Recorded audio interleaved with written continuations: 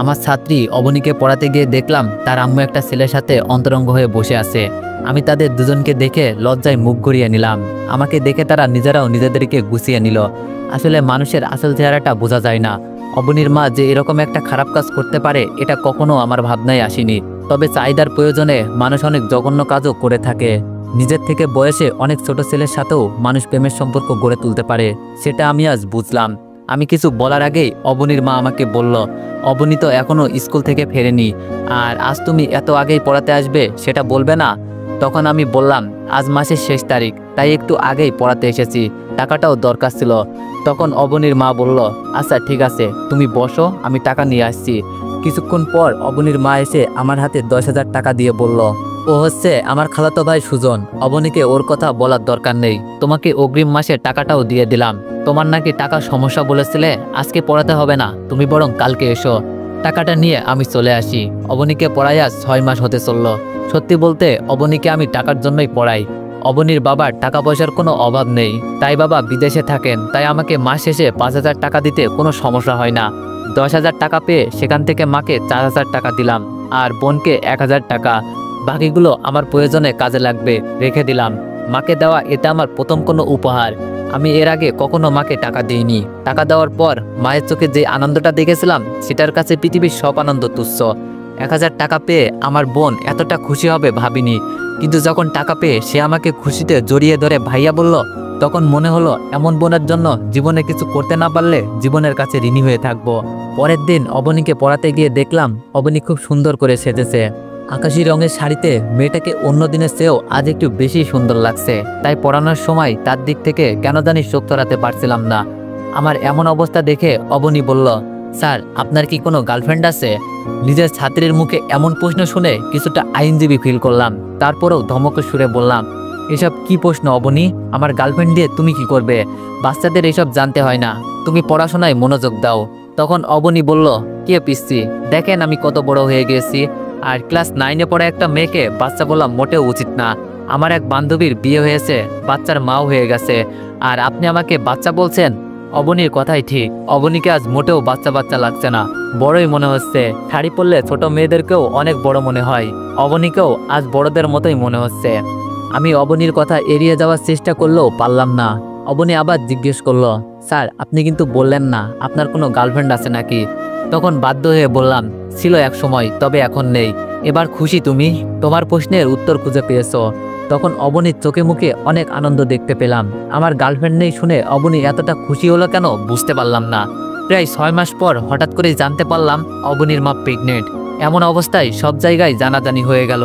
যেহেতু অবনীদের বাসায় আমি বাদে আর কোনো ছেলের যাওয়া আসা করতো না, তাই সবাই আমার দিকে আঙ্গুল তুলতে লাগলো, আমাকে সন্দেহ করতে লাগলো।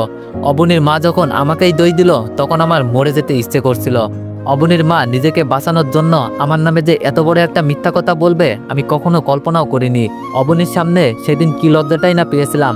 কোনো অপরাধ না করেও আমি অবনীর চোখের দিকে তাকাতে পারিনি। অবনী অনেক ঘৃণা নিয়ে আমার দিকে তাকিয়েছিল। সে কাঁদতে কাঁদতে যখন বলল, স্যার আপনি চাইলেই তো আমি আপনাকে এই সুখটা দিতাম, আপনাকে আমি ভালোবাসতাম, আর আপনি কিনা আমার মায়ের সাথে এটা করলেন। আপনার প্রতি যে রেসপেক্ট ছিল সেটা আপনি রাখেননি। আপনি কখনোই একজন শিক্ষক হওয়ার যোগ্যতা রাখেন না। কথাগুলো বলেই অবনী আমাকে ধাক্কা দিয়ে তাদের বাসা থেকে বের করে দেয়। আমিও চলে আসি। এলাকার সবাই জেনে গিয়েছে বিষয়টা, তাই লজ্জায় কারোর সামনে যেতে পারতাম না। বাসায় চুপচাপ থাকতাম। বাবা মা বোন কেউ আমার সাথে আগের মতো কথা বলে না। আমার জীবনটা যেন একাকিত্বের এক নরকে পরিণত হলো। ঠিক এমন সময় আমার নরকীয় জীবনটাকে আরো বিষাক্ত করে তুলতে ফোন দিল আমার প্রাক্তন। মিলির সাথে আমার 2 বছরের সম্পর্ক ছিল। হঠাৎ করেই একদিন প্রচণ্ড রাগারাগি হলো দুজনের মাঝে। সেদিনই ব্রেকআপ করলাম আমরা। তারপরে আমি আর তাকে কোনোদিন ফোন দিইনি, কারণ আমি আমার ইগোর সাথে কখনো আপোষ করতে চাইনি। সেও কখনো ফোন দেয়নি। আজ এতদিন পর কেন ফোন দিল সেটার কারণ খুঁজতে গেলাম না। ফোনটা রিসিভ করতেই ওপাশ থেকে ভেসে আসলো চিরপরিচিত সেই কণ্ঠস্বর। মিলি বলল, তোমার সাথে বিচ্ছেদ হয়ে ভালোই হয়েছে, এমন একটা কাজ করবে কখনো ভাবিনি। আমি ভেবেছিলাম এতদিন পর ফোন দিয়ে তুমি জানতে চাইবে আমি কেমন আছি, কিন্তু তা না করে কাটা গায়ে নুনের ছিটা দিচ্ছ। এটা বলার জন্যই কি ফোন দিয়েছো? মিলি বলল, সেটা বলার প্রয়োজন মনে হয়নি, কারণ তুমি ভালোই আছো। সেজন্যই হয়তো নিজের থেকে বয়সে অনেক বড় একটা মেয়ের সাথে অবৈধ সম্পর্কে জড়াতে পেরেছো। ভালো না থাকলে মানুষ এমন কাজ করতে পারে বলো? আমি বললাম আর সবাই না হয় আমার সম্পর্কে জানে না, তাই এমনটা বলছে, কিন্তু তুমি তো আমার সম্পর্কে সব জানো, আমাকে চেনো, আমি কেমন মানুষ। তারপরেও এমনটা বললে? তোমার সাথে 2টা বছর রিলেশন করেছি, কখনো তো একটা চুমু খেতে চাইনি তোমাকে। তুমিই বলো, তোমার সাথে যদি আমি ফিজিক্যাল রিলেশন করতে চাইতাম তাহলে কি তুমি না করতে? আমার তো মনে হয় না তুমি না করতে। সেখানে তোমার মতো মেয়ের সাথে এমনটা করিনি, সেখানে আমার থেকে বয়সে বড় একটা মহিলার সাথে এটা আমি করব কি করে ভাবলে তুমি? ঠিক এমন সময় বাবা মার রুমে এসে পড়ায় আমি ফোনটা কেটে দিলাম। দীর্ঘ 6 মাস পর আমার রুমে কেউ আসলো, আমার সাথে কেউ কথা বলল। আমার তো ভালো লাগার কথা, খুশি হওয়ার কথা, কিন্তু আমি খুশি হতে পারলাম না, বরং বাবার কথাগুলো শুনে চোখের পানিটাকে অনেক চেষ্টা করেও ধরে রাখতে পারলাম না। বাবা যখন বললেন কয়েকদিন পর তোর বোনকে দেখতে আসবে, আমি চাই না তোর কারণে আমার মেয়েটার বিয়ে ভেঙে যাক। তুই 1 বছরের জন্য এই বাড়ি থেকে চলে যা, সবাই জানবে তোকে আমরা ত্যায্য পুত্র করেছি, তোর সাথে আমাদের কোনো সম্পর্ক নেই। 1 বছরে যদি কিছু করতে না পারিস, নিজেকে বেঁচে থাকার মতো অবস্থা তৈরি করতে না পারিস, তাহলে চলে আসিস, তখন তোর বোনের বিয়ে হয়ে যাবে, তাই আর কোনো সমস্যা হবে না। তবে আমি চাইবো না তুই আর কখনো এই বাড়িতে ফিরে আস, তোর কারণে আমি আমার মান সম্মান সব হারিয়েছি। কাজটা করার আগে তোর ভাবা উচিত ছিল তোর সাথে তোর পরিবারের মান সম্মানটাও মিশে আছে। যাই হোক, তোর মাকে আমি এখনো কথাটা বলিনি, তুই চলে যাওয়ার পরই বলবো। আজ রাতেই চলে যাবি, তোর মা কিংবা বোনের সাথে দেখা করার দরকার নেই। টাকা লাগবে বল, দিয়ে দিব। আমি কিছু বলতে পারলাম না। আমি জীবনে কোনোদিনই চিন্তাও করিনি আমার বাবা আমার প্রতি এতটা কঠোর হবেন। কাঁদতে কাঁদতে শুধু বললাম, না, কোনো টাকা লাগবে না। আমি লক্ষ্য করলাম আমার কান্না ভেজা কণ্ঠটাও বাবার ভিতরটাকে নাড়া দিতে পারল না। বাবা আমার রুম থেকে চলে গেলেন। ফোনের দিকে তাকাতেই দেখলাম 21 বার ফোন দিয়েছে মিলি, এখনো দিয়েই যাচ্ছে। তার ফোনটা ধরতে ইচ্ছা করছিল না, কারণ সবকিছু গোছগাছ করতে হবে। আজকেই বাবা আমাকে চলে যেতে বলেছেন। জানি না কোথায় যাব, যাওয়ার মতো তেমন কোনো জায়গাও নেই, তবে যেতে তো হবেই। পৃথিবী অনেক বড়, কোথাও না কোথাও তো জায়গা হবেই। কখনো ভাবিনি খুব কাছের মানুষগুলোই একসময় দূরে চলে যাবে। আমার বুঝ হওয়ার পর থেকে বাবা মার সাথে কখনো এতটা কষ্ট নিয়ে কথা বলেনি। আজ এত বছর পর কেন জানি মনে হচ্ছে আমি সন্তান হিসেবে ব্যর্থ। যে সন্তানের কারণে বাবা মায়ের চোখে জল আসে, সেই সন্তানের মতো হতভাগা সন্তান পৃথিবীতে আর দ্বিতীয় জন নেই। আমার ভিতরটা পুড়ে যাচ্ছিল, মনে হচ্ছিল এই যন্ত্রণা থেকে মৃত্যু অনেক ভালো।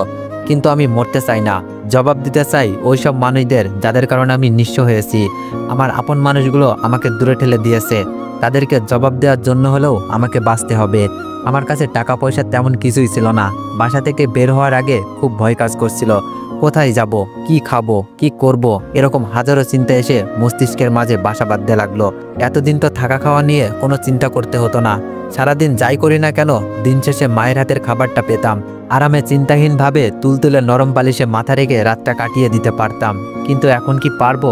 পারবো না, কারণ এখন আমার মাথার উপর বাবা নামক বটগাছটা আর নেই, যার ছায়ায় আমি এতটা দিন বেঁচেছিলাম। আজ সেই মানুষটা তার ছায়া আমার উপর থেকে সরিয়ে নিয়েছে। কিছুক্ষণ পরেই আমি আমার ভালোবাসার মানুষগুলোকে ছেড়ে চলে যাব। জানি না আর কোনোদিন তাদের সাথে দেখা হবে কিনা। বাবাকে বলে রাতটা থেকে যেতে চেয়েছিলাম, মা আর বোনের সাথে শেষবারের মতো গল্প করতে চেয়েছিলাম, কিন্তু কথাটা বাবাকে বলার মতো সাহস করে উঠতে পারিনি। ওই তো বোনটা আজ কত সুন্দর লাগছে, টেবিলে বসে বই পড়ছিল।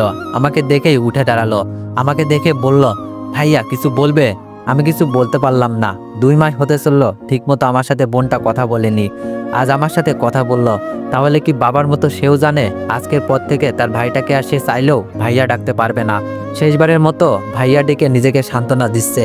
কত ইচ্ছে ছিল বোনটাকে নিজের হাতে বউ সাজাবো। বোনকে বউয়ের সাথে দেখার ইচ্ছাটা বোধহয় সব ভাইয়াদের পূরণ হয় না, আমারও হবে না। তাতে কি, মানুষের জীবনে তো আর সব ইচ্ছারই পূরণ হয় না, আমারও হবে না। তবে মনের ভিতর দুঃখটা থেকেই যায়। শেষবারের মতো বলতে ইচ্ছে করছিল, আরেকবার ভাইয়া বলে ডাক। তোর মুখ থেকে ভাইয়া ডাকটা শুনতে অনেক ভালো লাগে, কিন্তু আমি বললাম না। কি দরকার শুধু শুধু মায়া বাড়িয়ে? অথচ আজকের পর থেকে এই ডাকটা না শুনেই আমাকে প্রতিটা রাত কাটাতে হবে। মায়ের রুমে যখন গেলাম তখন মা আমাকে দেখে মুখ ঘুরিয়ে নিল। মনে হলো মা আমার সাথে কথা বলতে চায় না, আমার মুখটা দেখতে চায় না। কিন্তু আমি তো তার মুখ না দেখে থাকতে পারি না, অনেক কষ্ট হয়। তাহলে কি মাও বাবার কথাটা জানে?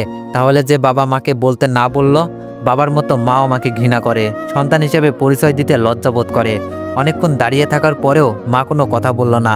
তখন মা অন্যদিকে চেয়ে আছেন। আমি আর তখন আমার চোখের বিশুদ্ধ পানিটাকে ধরে রাখতে পারলাম না, নিজের অজান্তেই চোখ দুটো জলে ভিজে গেল। মা হয়তো আমার চোখের জল দেখতে পেয়েছিল কিংবা পাইনি। যখন আমি চলে আসতে নিলাম ঠিক তখন মা আমার সাথে কথা বললেন। মায়ের কথাটা শুনে আমার ভেতরটাতে এত এত ভালো লাগা কাজ করলো যেটা আমি বোঝাতে পারবো না। আমার চোখের জলটাকে তুচ্ছ মনে হলো। মা যখন বলল, কিছু বলবি বাবা, তখন আমি জল মুছতে মুছতে মায়ের দিকে এগিয়ে গেলাম। বলতে চাইলাম, মা দেখো, বাবা আমাকে বাড়ি থেকে চলে যেতে বলেছেন। আমার কারণে নাকি বোনের বিয়ে ভেঙে যাওয়ার সম্ভাবনা আছে। তুমিই বলো মা, আমি কি তোমাদের ছেড়ে থাকতে পারবো? কখনো কি থেকেছি? জীবনে একটা রাতও তো তোমাদের ছাড়া কাটাইনি। একটা বছর কিভাবে থাকবো? বাবা কি জানে না আমার যাওয়ার মতো কোনো জায়গা নেই? বাবা কি জানে না আমার কাছে খাওয়ার মতো কোনো টাকা নেই? বাবা কি জানে না তোমার হাতে রান্না না খেলে পেটে খাবার হজম হয় না? তুমি বাবাকে বলে ম্যানেজ করো না মা। আমি থাকতে পারবো না তোমাদের ছাড়া। যতটা দিন বাঁচবো তোমাদের মাঝেই আমি বাঁচতে চাই। তোমাদের ছাড়া আমার জীবনটা অপূর্ণ।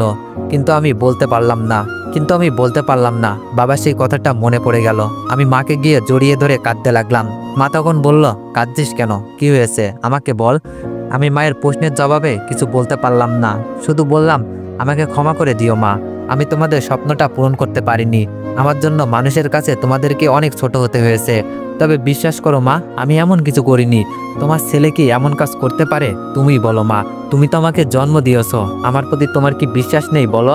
আমি কি এমন কাজ করতে পারি? মা কিছু বলে না। আমিও কথাগুলো বলে চলে আসি। জানি না মা কথাগুলো বিশ্বাস করেছে কিনা, সেটা নিয়ে ভাবছিও না। এখন বিশ্বাস করলেও তো আমি আমার হারানো দিনগুলো আর ফিরে পাবো না। আমার 22 বছরের জীবনে কখনো এভাবে মাকে জড়িয়ে ধরিনি। হয়তো লজ্জা কিংবা সংকোচ, যে কোনো কারণেই হোক না কেন, মাকে কখনো জড়িয়ে ধরা হয়নি। তবে আজ যখন মাকে জড়িয়ে ধরলাম, তখন আমি একটা জিনিস উপলব্ধি করলাম। মাকে জড়িয়ে ধরে কাঁদার মতো সুখ এই পৃথিবীতে আর কিছুই হতে পারে না। আমি যখন মাকে জড়িয়ে ধরে কাঁদছিলাম, তখন মনে হলো আমি পৃথিবীর সবচাইতে বিশুদ্ধ আর পবিত্র মানুষটাকে জড়িয়ে ধরে আছি। এখন প্রায় রাত 12টা বাজে। বাসার সবাই ঘুমিয়ে গেছে। বাবা বলেছিলেন আমি চলে যাওয়ার কথাটা কেউ যেন জানতে না পারে। সেটাই করছি। সত্যি বলতে যেতে ইচ্ছা করছিল না, আবার থাকার মতো অবস্থাতেও ছিলাম না। বাড়ির বাইরে চলে এসেছি। আর চাইলেও আমি এই বাসায় যেতে পারবো না, কারণ এই বাসার মানুষগুলোকে আমি সবসময় ভালো দেখতে চাই। তাদেরকে আমি কোনো সুখ দিতে না পারলেও কোনো দুঃখ দিতে চাই না। তাই বাবার বাধ্য সন্তান হয়ে বাবার কথা মতো বাসা থেকে চলে যাচ্ছি। শেষবারের মতো যখন জানালার দিকে তাকালাম, তখন কাউকেই দেখতে পেলাম না। অথচ আমি আশা করেছিলাম বাবা মা চলে যাওয়াটা দেখবে, শেষবারের মতো আমাকে দেখবে, কিন্তু এমনটা হলো না। ফোনটা আবার হাতে নিলাম। অন্তত কয়েকটা রাত কারো না কারোর বাসায় থাকতে হবে। এত রাতে কার বাসায় যাব, এটা ভাবতেই মনে হলো এত রাতে কাউকে বিরক্ত করা ঠিক হবে না। আজকের রাতটা না হয় ফুটপাতেই কাটাই। কত মানুষ তো তাদের সারাটা জীবন রাস্তায় কাটালো। আমি না হয় একটা রাতের জন্য ফুটপাতের মানুষ হয়ে গেলাম। যদিও আমি জানি আমার আর ফুটপাতের মানুষগুলোর মাঝে কোনো পার্থক্য নেই এখন, কারণ তাদের মতো আমারও এখন কোনো আপন মানুষ নেই। কিছু সময় আগে সবকিছু ত্যাগ করে আমাকে চলে আসতে হয়েছে। এখন আমি একা, বড় একা। আমার জীবনে আপন কিংবা পর কেউই নেই। আমার একাকিত্ব জীবন শুরু আজ।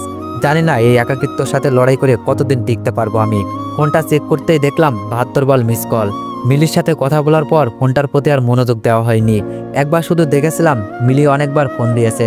তখন ফোনে কথা বলার মতো অবস্থা ছিল না, তাই এড়িয়ে গিয়েছিলাম। আমি নিজেই মিলির কাছে ফোন দিতে চাইলাম, কিন্তু দেখলাম অনেক রাত হয়ে গেছে। এত রাতে মিলি হয়তো ঘুমিয়ে গেছে, তাই ফোন দিব কি দিব না এটা নিয়ে দ্বিধায় পড়ে গেলাম। অবশেষে যখন রাতটা কোনো ক্রমেই পার হচ্ছিল না, তখন মিলিকে ফোন দিলাম। ফোন দেওয়ার সাথে সাথেই মিলি ফোন ধরে ফেলবে এটা ভাবিনি। তার মানে এতক্ষণ সে জেগেছিল। ফোনটা রিসিভ করেই মিলি খুব কড়া গলায় বলল, সমস্যা কি তোমার? নিজেকে কি মনে করো তুমি? এত বড় জঘন্য একটা কাজ করেও তুমি আমার সাথে ভাব নিচ্ছ, আমাকে ইগনোর করছো। কতবার ফোন দিয়েছি হিসাব করেছো? আমার তোমাকে এড়িয়ে চলা উচিত, সেখানে তুমি আমাকে এড়িয়ে চলছো। ব্রেকআপের পর তুমি যদি একটিবার ফোন দিয়ে সরি বলতে, তাহলে আমি সব ভুলে যেতাম, তোমাকে বুকে টেনে নিতাম। কিন্তু তুমি সেটাও করনি। কেন করনি? তোমার ইগোর কারণে, তাই তো? আজ যখন এতদিন পর নিজে থেকে ফোন দিলাম, তখন তুমি আমার ফোন ধরতে চাও না, ফোন কেটে দাও। আমি মিলিকে আমার কষ্টের কথা বলতে চাইলাম আমার নিঃস্ব হওয়ার কথা। তাকে বলতে চাইলাম আমার বাবা আমাকে বাড়ি থেকে 1 বছরের জন্য বের করে দিয়েছে। 1 বছরের জন্য না, সব সময়ের জন্য। কারণ আমি হয়তো আর ওই বাড়িতে কোনোদিন পা রাখবো না। কিন্তু বললাম না, আমার কষ্টের কথা কাউকে জানাতে চাই না আমি। আর মিলি আমার এখন কেউ না। তাকে বললে হয়তো সে মজা নিবে। সুখের কথা মানুষকে বলা যায়, মানুষের সাথে শেয়ার করা যায়, কিন্তু দুঃখের কথা কাউকে বলতে নেই, তাহলে মানুষ মজা নিবে। আমি আমার দুঃখটা শুধু আমার মাঝেই লুকিয়ে রাখতে চাই, কাউকে বলতে চাই না। আমি মিলিকে বললাম একটু সমস্যা হয়েছিল, তাই ফোন ধরিনি। সমস্যা নেই, তুমি তোমার যত রাগ আছে আমার উপর ঝাড়তে পারো, আমি কিছু মনে করব না। তবে তোমার কাছে আমার একটাই অনুরোধ, আমার উপর কোনো অভিযোগ রেখো না। আমার কথা শুনে মিলি ফোনটা রেখে দেয়। তার ফোন রেখে দেওয়ার কারণটা খুঁজতে গেলাম না। হয়তো আমার কাপুরুষের মতো আত্মসমর্পণটা সে মেনে নিতে পারেনি, তাই ফোনটা রেখে দিয়েছে। তো এভরিওয়ান, গল্পটির নাম হচ্ছে মায়ার বাঁধন। আর যদি এই গল্পটির নেক্সট পার্ট পেতে চাও তাহলে বেশি বেশি কপি লিঙ্ক করে দাও আর একটু বেশি বেশি কমেন্ট করে দাও। ধন্যবাদ।